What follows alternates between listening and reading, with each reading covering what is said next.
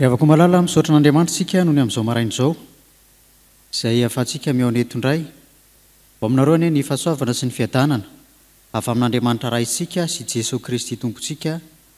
Amen. Andiny salamo fa 1:10 ny andinin'ny fahasivy mitsahatra amin'ny andinin'ny fahatelo ambin'ny folo no iderahantsika ny tompo izao. Salamo fa 1:10 ny andinin'ny fahasivy mitsahatra amin'ny andinin'ny fahatelo ambin'ny folo. Salamo fa 1:10 ny andinin'ny fahasivy mitsahatra amin'ny andinin'ny fahatelo ambin'ny folo. Andeha hitsangana isika ry havako idera ny tompontsika. Idera ny tompontsika manao hoe: satria hoy ianao Jehova, ianao no ariko, sady nataonao fonenanao ny avo indrindra, dia tsy hisy loza anjoanao, na aretina nakaiky ny lainao, fa izy andidy ny anjeliny aminao, mba hiaro anao eny amin'izay rehetra alehanao. Eny an-tanany no hitondran'ireo anao, fandrao ho tafy tohina amin'ny vato ny tongotrao. Liona masika sy ny vipera ho diavinao, liona taronora sy ny menarana no hitsahinao. Amen. Vavaka sika ry havako.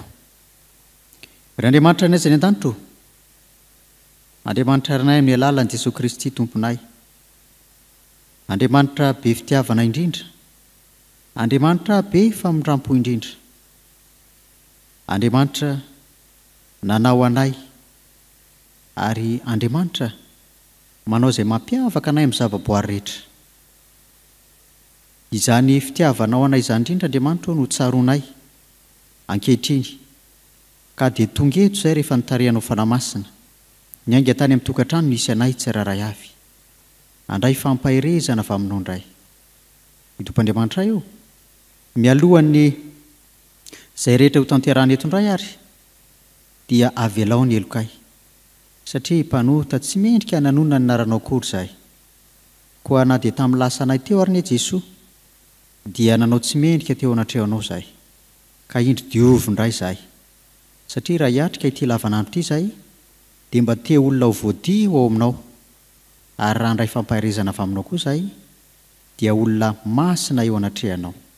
Izany mivavaka ataonay aminarinao Jesosy. Amen. Hivavaka isika. Andriamanitra ankehitriny izay dia hiaino ny teninao indray.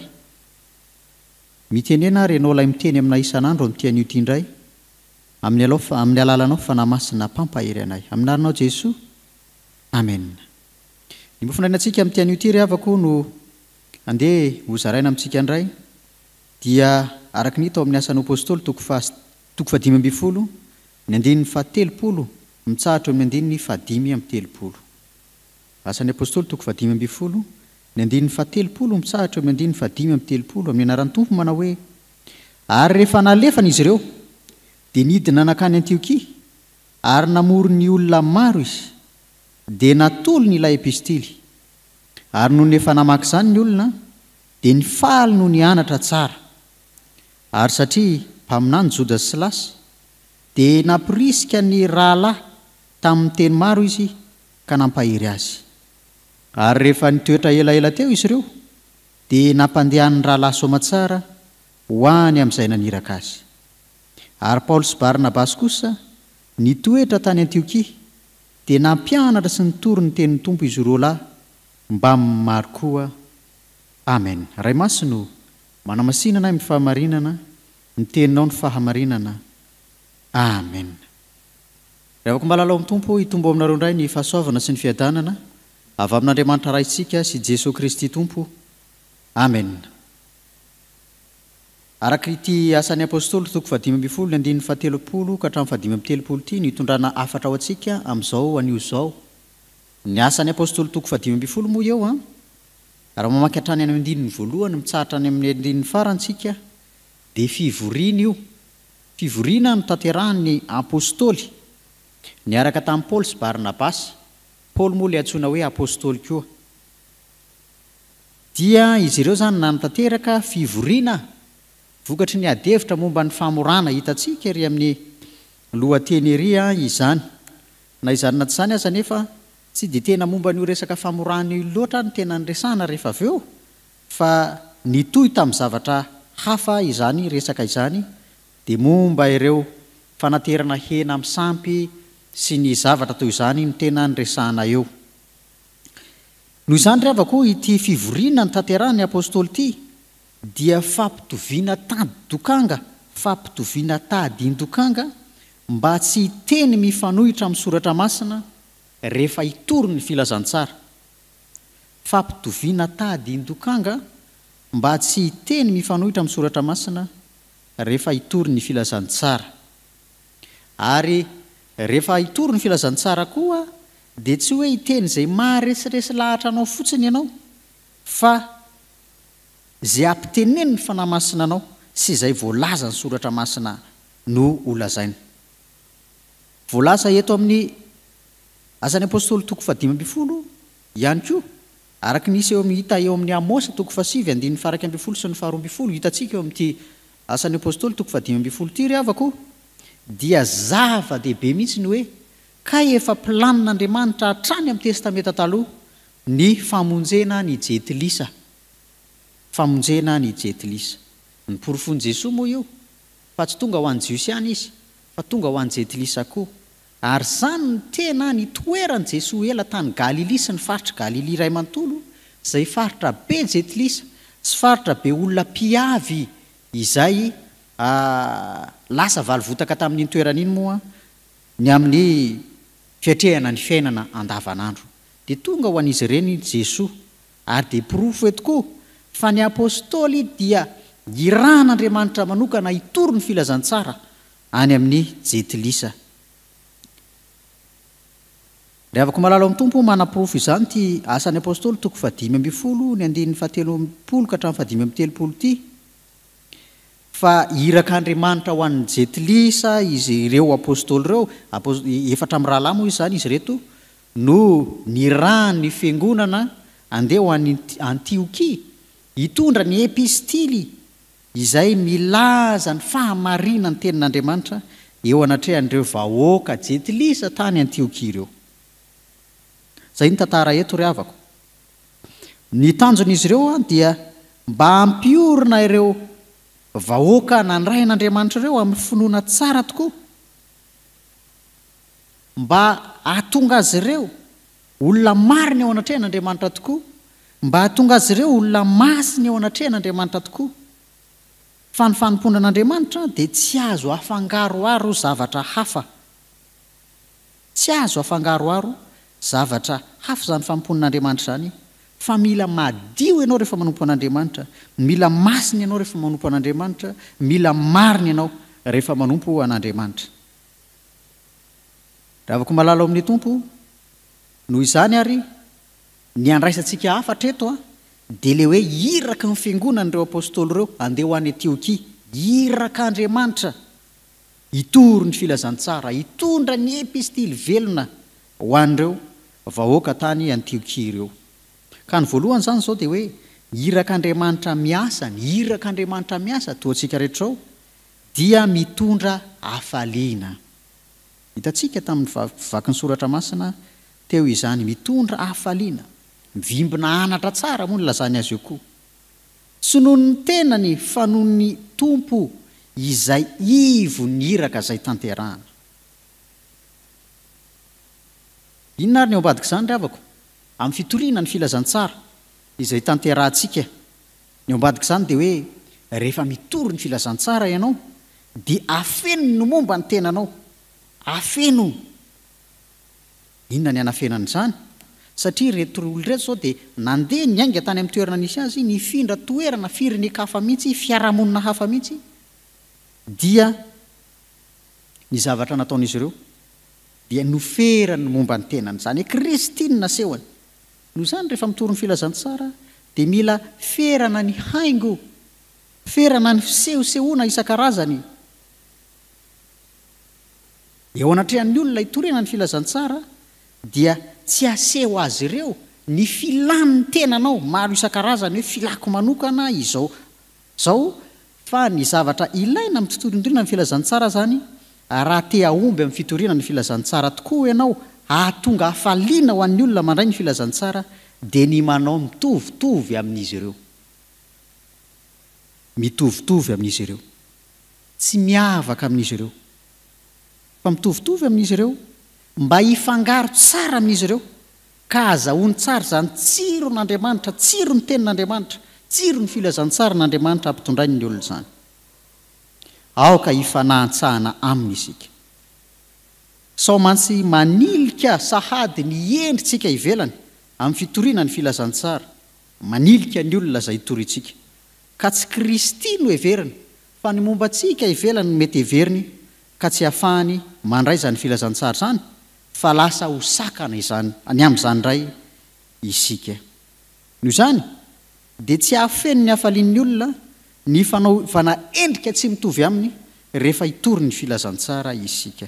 Eo zany ry havako ny hoe mitondra hafaliana, zany hoe ianao ilay miezaka mafy ny mba hitovitovy amin'ilay olona hitorianao ny filazantsara iny, dia tena zava-dehibe amin'izy ireo izany, mialohan'ny hitondranao ny hafatra ny tenin'Andriamanitra ho azy ireo. Ry havako malala ao amin'ny tompo, rehefa mitory ny filazantsara tsika dia tsy injovo ny hafalian'ny hafa, tsy injovo zany hafalian'ny hafa zany rehefa hitory aminy isika. Mialoha izany koa nefa dia mialoha izany mandrakariva eo alohanao sy ao anatinao mandrakariva ny hafaliana hitory ny tenin'Andriamanitra, ny hafaliana hitory ny tenin'Andriamanitra. Na izany aza ry havako malala ao amin'ny tompo, dia tsy avy amintsika no manomehany io hafaliana omenan'ny olona sy vokatra ny filazantsara io, fa io dia fanomezana manokana avy amin'Andriamanitra mihitsy. Fa ny tian'Andriamanitra takina amintsika dia hoe mila mitory ny filazantsara marina isika dia miampita ho azy ny hafaliana. Tsaranareo zany fa nisy perikopantsika tamin'ny alahady maromaro lasa, ireo titipololaza ny rany Jesosy ny aloha azy hitory ny filazantsara, rehefa niverina avy any izy ireo dia nahazo hafaliana be tamin'izany. Rehefa dinihana tsara ny soratra masina iny dia tsy hafaliana vokatry ny fahatanterahana asa akory iny, fa fifaliana omen'Andriamanitra ho valosoa azy ireo vokatry ny fanatanterahany asa tsara. Ka tsy ilay valyle asa zany hoe tena tanteraka soamantsara iny asa iny voarahin'ny olona le izy, tsy an'ilay hafaliana tao amin'ilay fitopololahy, fa fanomezana omen'Andriamanitra manokana ny olona izay nanao ny asany tsara zany. Io zany koa ry havako malala tao amin'ny tompo, izay no lazana fa mila mialoha antsika hatrany ny hafaliana ao anatintsika amin'ny fitoriana ny filazantsara izay torintsika, mba hiampitany amin'ny olona koa vokatra ny filazantsara izay hampitantsika. Faharoa ry havako, ny irak'Andriamanitra miasa eto dia tsy maka-teny hafa mihitsy tsika fa nao ihany ny ampiasaintsika dia hoe mamporisika hiasa, mamporisika ny olona hiasa. Ino mandiny ny faharoa amin'ny telopolo zany. Inona moa ry havako ny tiany holazaina amin'izany?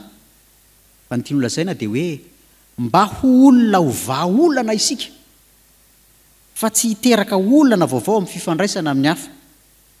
Olona ho vahaolana mandrakarivotsika eo amin'ny fiainantsika, fa tsy hiteraka olana indray amin'ny fifandraisana amin'ny hafa. Mpanamora fa tsy vesatra ho an'ny hafa. Noho izany ny filazantsara izay entintsika mankany amin'ny olona dia filazantsara mampandroso ny maha olona manontolo, vatana, saina, fanahy, fihetseham-po, fiarahamonina. Zany no ilain'ny olona amintsika raha mitory ny filazantsara isika. Rehefa zany ry havako rehefa tanteraka zany dia miara-mandroso amin'ny olona izay torintsika ny filazantsara isika, fa tsy manosika fotsiny sika dia tsika taraiky aty aoriana, fa mifampitantana miaraka amin'i Jesosy Kristy, miara-mandroso vahaolana isika, fa tsy miteraka olana na isika mihitsy no olana amin'ny fitoriana ny filazantsara. Miaraka hatrany ireo ry havako.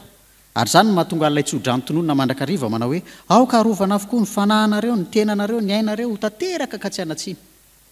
Miaraka ampiasain'Andriamanitra ireo. Tena, saina, fanahy, ampiasain'Andriamanitra miaraka, tsy misy azo ajanona sy avela, fa miara-mandroso mba hahatonga antsika ho vahaolana ny amin'ny fitoriana ny filazantsara eo amin'ny fiainantsika. Andeha ry havako amin'izany mahavahaolana antsika zany, atomboka eo amin'ny tokantrano misy antsika. Eritreto ange hoe isika izao vahaolana amin'ny fiainantsika, vahaolana ao an-tokantrano misy antsika, fa tsika no miteraka olanao. Irak'Andriamanitra vahaolana. Ilazao koa ny vadinao, na ny zanakao, na ny ray aman-dreninao, fa dia vahaolana isika mpitory ny filazantsara. Ary atomboka amin'ny tokantrano tsika zany. ary raha isika mianakavy ao tokantrano samy mieritreritra hoe iza dia olona vaolana tsy misy tsy mandroso amin'izany satria vaolana isika. Ry havako malala ao amin'ny tompo, raha tanteraka izany inandray ny olana, ny zava-misy anefa izao ry havako dia misy kristianina any amin'ny toerana sasany any izay tsy mampandroso fa indraindray mijoro olana saribahana eo amin'ny ankohonana, fianakaviana, fiangonana, fiarahamonina. Lasa olana saribahana, ilay olona mihitsy ny lasa olana. Noho izany raha sanatria misy izany any amin'ny tokantranosika any, misy karazana olana saribahana ao amin'ny fiainantsika ao, dia mametraha fanontaniana manao hoe iza ireny olana e? Ao amintsika dia raha sanatria misy izany dia miverina ao amin'i Jesoa ilay mpamaolana, ilay mpaniraka sy mpampiasa antsika hoe ahoana Jesoa ny fomba famahana n'ity olana ity, ahoana ny mba hahatonga anay hahatonga ahy olona vaolana fa tsy olana sy hosakana eo amin'ny fiatrehana ny fiainana andavanandro. Fahatelo ravako farany, nirak'Andriamanitra miasa eto araka ity tenin'Andriamanitra izay hitantsika eto ity dia tsy maika hiala amin'ny toerana iray rehefa mitory ny filazantsara manao ny asan'Andriamanitra, tsy maimaika hiala amin'ny toerana iray. Hitantsika amin'ny Paoly sy Barabasy izay nitoetra tany Antiokia, nitory ny filazantsara, nitory teny, nampianatra ny olona, tsy maimaika hiala eo amin'ny toerana anankiray. Fa ny fitoriana ny filazantsara rehefa mandeha nivoaka mitory ny filazantsara ianao ny amin'ny toerana maro samihafa dia tsy atao mahamaika ny hoe hitsangatsangana, hitety tany, hijerijery ny zavatra misy ihany mba hanome ny hafaliana ao anaty amin'ny firavoravona, ho tantaraina amin'ny olona hoe nahita an'izao nahita an'izao, fa tena mifototra amin'ny fitoriana ny filazantsara eo amin'ilay toerana anankiray. Ry havako malala ao amin'ny tompo, noho izany raha mitory ny filazantsara izany tsika dia aoka tsy hanao tombana ny asa vitantsika arak'isa fotsiny hoe efa nandeha tary izahay nitory ny filazantsara, efa nandeha tary sy atsy dia isaina amin'ny ratsan-tanana sy isaina amin'ny ratsan-tongotra sy ny zavatra maro samihafa dia hoe tena efa nahavita be aho. Tsy izany no hanombanana ny fitoriana ny filazantsara eto, fa hoe nanahoana ny fiatraika ny filazantsara izay nentinao teo amin'ny toerana anankiray, faritra anankiray, tamin'ny olona anankiray. Zany no tena zava-dehibe eto ry havako. Ka tsy isika no manombana ny tenantsika, na isika vondrona anankiray no manombatomba an'io hoe tena ohatr'izao, tena nahavita koa isika na sisa, fa ny tompo izany no manombana antsika amin'ny asantsika. Ary dia tsy mila maimaika mihitsy isika amin'izany fitoriana ny filazantsara izany. Maro be ny fitoriana ny filazantsara natao teto Madagasikara, nandeha tany amin'ny toerana maro samihafa, fa ny ankabeazany moa dia niserana dia an'ilay toerana. Ary rehefa noserantsika ilay toerana dia tonga ny fiangonana zandrany maro samihafa, ry zareo no tena manao azy eo, dia tsy mitsara n'ireny olona maro samihafa ireny moa, fa dia mety misy fampianaran-diso maro samihafa izay tonga eo rehefa avy eo, rehefa tsy mifototra tsara amin'izany fitoriana ny filazantsara izany sika. Noho izany dia aza maimaika ny amin'ny fitoriana ny filazantsara, fa mahareta amin'izany, mampianara tsara, torio marina ny tenin'Andriamanitra eo amin'ny toerana anankiray. Tsy voatery mandeha lavitra izany ry havako, fa anao amin'ny toerana misy anao, ao amin'ny sampana misy anao, eto amin'ny fiangonana misy anao, dia aza maimay hifindra fa tanterao tsara aloha. Aza mamaika amin'ilay tenin'Andriamanitra manao hoe Jerosalema, Samaria, Jodia, Samaria, hatrany amin'ny farantany. Tsy maimaika amin'izany, fa hoe manahoana ny fandraisan'ny olona ny tenin'Andriamanitra eo amin'ny toerana misy anao aloha. Mifototra tsara ve izy, efa marina ve izy, efa masina ve izy, araka ny voalaza eto, izay vao mifindra amin'ny toerana anankiray anao. Ry havako malala ao amin'ny tompo, ny Timoty voalohany toko faefatra ny andininy fahaenina ambin'ny folo dia misy izao tenin'Andriamanitra izao manao hoe tandremo ny tenanao sy ny fampianaranao ka mahareta amin'izany, fa raha manao izany ianao dia hamonjy ny tenanao sy izay miaino anao koa. Mila maharitra itsika amin'ny fitoriana ny filazantsara, fa tsy mila maimaika, fa ny zavatra ambolena maimaika dia mety tsy voatondraka ary dia mety ho foaty fotsiny rehefa avy eo. Fa mila mifototra tsara, hitanao io efa mandravina, io izy fa efa hamoa, na io izy efa mamoa mihitsy, zay vao miala ianao. Ary ny voany efa mipoitra eo, dia rehefa avy eo mihitsana, dia maniry indray ary dia miparitaka hatrany. Mahandrasa ary amin'ny vokatra ry havako, mba hahareta amin'ny vokatra reo ny tenin'Andriamanitra, fa aza maimaika amin'izany. Afatra telo ry havako nentina ho antsika tamin'ity anio ity. Ny voalohany dia hoe ny irak'Andriamanitra miasa dia mitondra hafaliana ho an'ny olona izay hitondrany ny filazantsara, sy ho an'ny olona rehetra koa mitondra hafaliana ho an'ny hafa, miainga amin'ny fifalian'Andriamanitra efa ao anatiny. Faharoa, ny olona izay irak'Andriamanitra miasa, ampiasain'Andriamanitra eto, dia mampirisika ny olon-kafa koa hiasa fa tsy izy ihany, ary dia miara-mandroso amin'izany asa tanterahana izany. Fahatelo, ny irak'Andriamanitra miasa eto dia tsy maimaika hiala amin'ny toerana anankiray, fa mifototra tsara eo aloha, ary rehefa hitanao fa efa hamokatra sy efa mamokatra izy, zay vao mifindra ianao. Man'Andriamanitra ry havako ny voninahitra ho antsika kosa izany teny izany, hampitombo ny finoantsika izay efa ao anatintsika. Amen. Vavaka isika. Andriamanitra anay, misaotra anao zahay noho ny amin'ny teninao izay nambaranao indray tamin'ity maraina ity. Teny mampahery anay izany, satria amin'ny asa fitoriana ny filazantsara izay ampitanay tokoa, dia olona mitondra fifaliana ho an'ny hafa izahay. Noho izany dia olona vahaolana koa izahay eo amin'ny fifandraisana amin'ny hafa, fa tsy hiteraka olana indray. Ny teninao koa dia nanambara fa amin'ny fitoriana ny filazantsara izay tanterahanay, dia mila maharitra izay, tsy mila maimaika mifindrafindra, noho ny amin'ny mety fitiavanay ny tenanay, ny amin'ny fijerena zavatra maro samihafa, ny fizahan-tany sy ny sisa, fa haharitra eo amin'ny toerana anankiray. Ary anara-maso hatramin'izany fitoriana ny filazantsara nataonay izany izay, hoe nanahoana tokoa ny vokatra tamin'izay rehetra vita. Tompandriamanitra eo, mitondra bavaka indray izay amin'ity anio ity ny synôda lehibe, izay efa mamaraparana ankehitriny, satria dia miroso amin'ny fifidianana izay foloan'ny FJKM ny amin'ity maraina ity.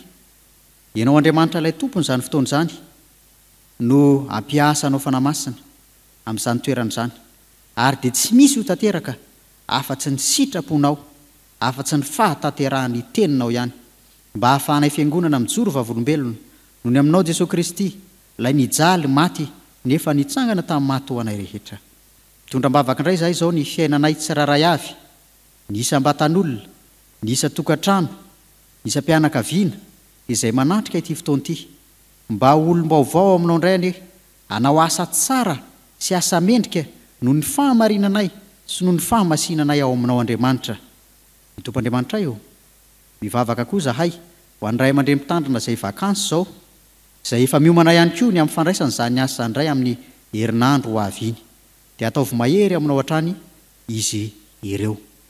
Izay rehetra tsy voatononay Tompo ho an'ireto mpanomponao reto, dia tanterao amin'izy ireo izany, mba ahafahany mahita fifaliana mandrakariva eo amin'ny asany sy ny fanompona anao.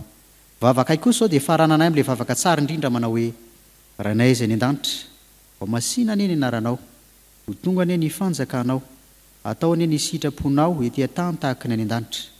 Omeo any an'io izay anona saza ao anay, ary mamela ny elokay tahaka ny namelanao izay mieloka taminay. Aza mitondra anay mifankampanahy, manafanay amin'ny ratsy, ho anao ny fanjakana sy ny hery ary ny voninahitra mandrakizay.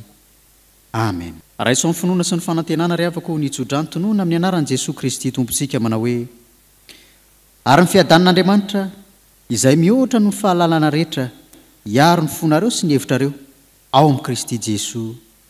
Amen. Hipetraka ianareo ry havako, hivavaka mangina isika izao.